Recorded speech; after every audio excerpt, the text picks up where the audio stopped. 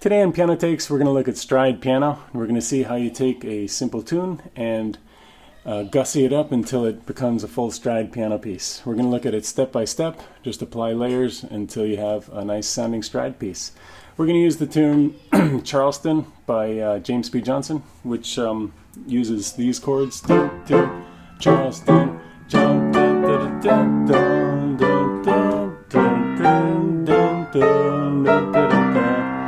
and we're going to add some polish to it so that it ends up sounding more like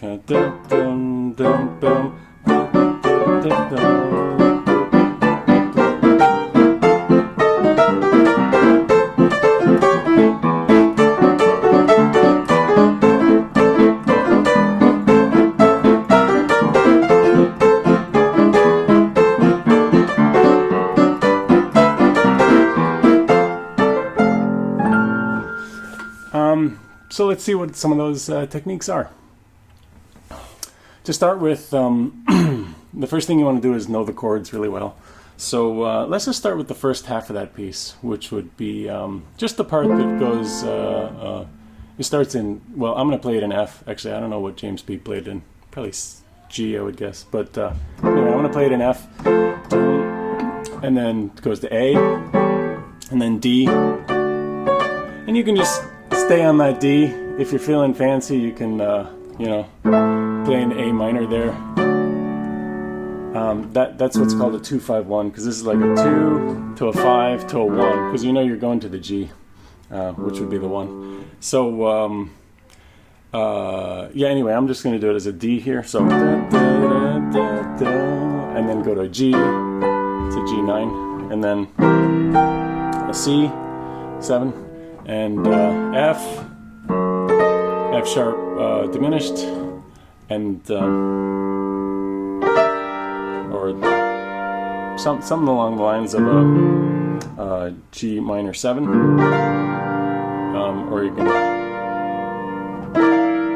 that doesn't sound good, yeah, it's G minor 7, something in that family, or I guess like this, that sounds probably best, and then C 9. And of course you can do different turnarounds. I mean, that's just one of many. You could also do like A flat 7 to the G minor to the C to the F. Anyway, once you know those chords really well, now you might be thinking, well, what about the left hand? You know, that's the hard part of stride, right? I actually think the left hand is the easy part of stride. Not to say that it's easy, but the thing about the left hand is it's pretty mechanical in that it's just this kind of, you're taking the chord that you're playing and you're just splitting it into a bass note, typically the root or the fifth, and it's a little hard. It's hard to do at first, but it's like you just practice it and then it becomes kind of comfortable, and you don't have to think too much about it. It's nice if you have the mental cycles to think about it. It's nice if you can add in a little bit of melody, like a walking bass can be nice. Instead of just playing, it's nicer if you dun, dun, dun, dun, or dun, dun, dun, dun, dun, dun, dun.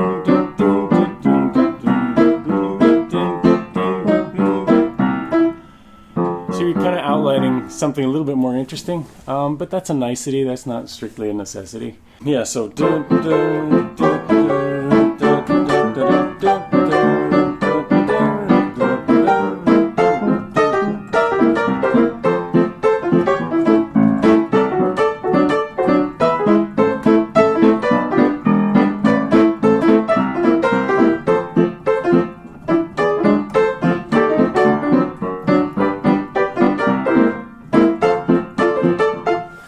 you notice a few things. One, you know, even if you miss a bass note, it doesn't matter that much, you know, as long as the sort of rhythm stays. And then the other thing is that the right hand is not just playing chords, it's doing something interesting. So let's see what that interesting thing is.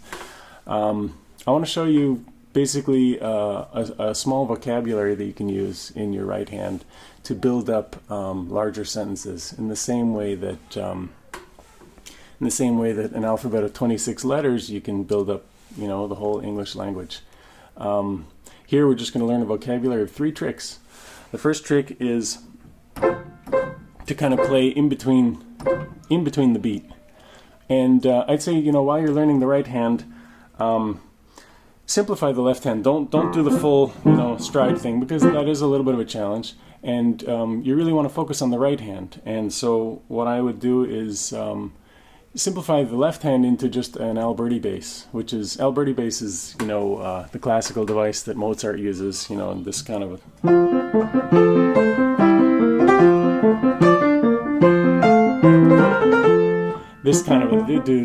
so while you're, you just want a pulse to kind of play against, and that gives you a nice pulse. So you have like,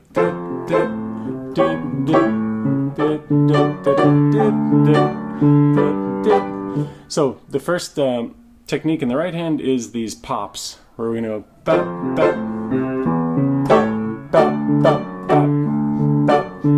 bop.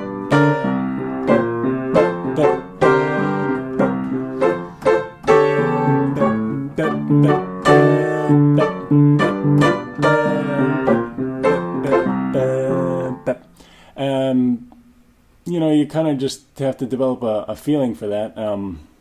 You know, sing it in your head, think what kind of sounds good, and the important thing is that they're between the beat, they're not on the beat. We're not playing it as no, we're doing now sometimes you can be on the beat, but you have to kind of alternate it to give a sense of rhythm. So here I'll hit it on the beat. So I started on the beat, but then I went to an anticipation before. So I went so see, this came first. And it's important actually, if you are changing, like when you're at a chord change, if you have an anticipation before the chord change, the right hand should be playing the next harmony, not the previous one. So it shouldn't be like no, that would sound terrible. It has to be you see, I already was playing this A chord before the left hand reached it. So I went there was a momentary clash there. I was still playing the F in the left hand while the right hand already went to the next harmony. But it sounds good if you do it in time.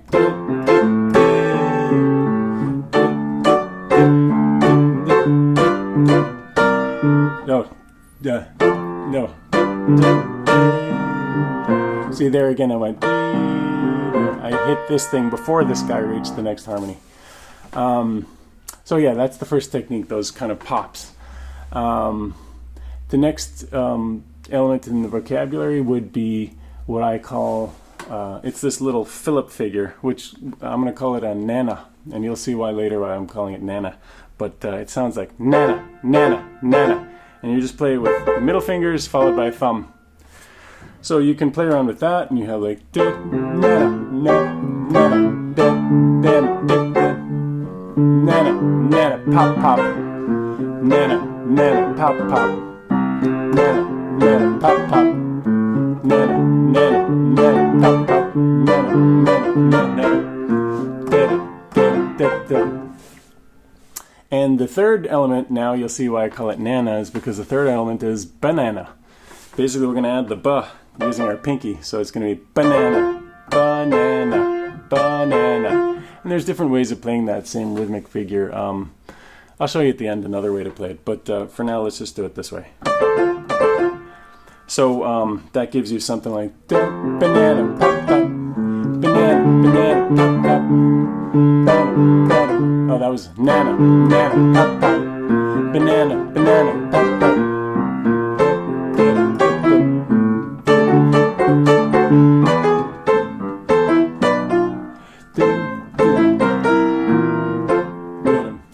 So you want to just kind of play around with that so that you can comfortably express, almost dance around the rhythm, you know, using those 3 tools. 2 quick things I want to mention before we go are, one, the banana figure. I just want to show you a variant on that. I mean, there's tons of variants on all these things, but a common one is, instead of playing the banana like this, is to actually kind of invert the banana and start with the middle finger and go to the 2-5 fingers, and then followed by the thumb. So, and another variant is to actually use the forefinger to do a chromatic lead-in. So you have.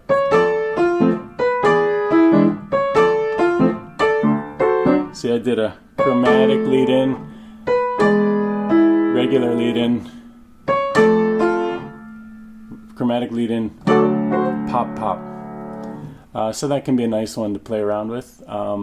It can be a little tricky, I guess, especially when you start later. You might do some other tricks, like one is the banana-na figure, where it's banana-na, banana-na, banana-na, banana. That's where you go banana, but then you come right back to that 2 again to fill in that beat. That's the kind of trick that I would say is, you would do it in a mid-tempo or a slow stride piece. The ergonomics of it just don't work if you're playing top speed. But for a slower piece, and in slower pieces when you can maybe also do more tenths, even if you can't reach a tenth, by the way, you just roll it. I can reach, but for certain intervals it's painful. So I would go.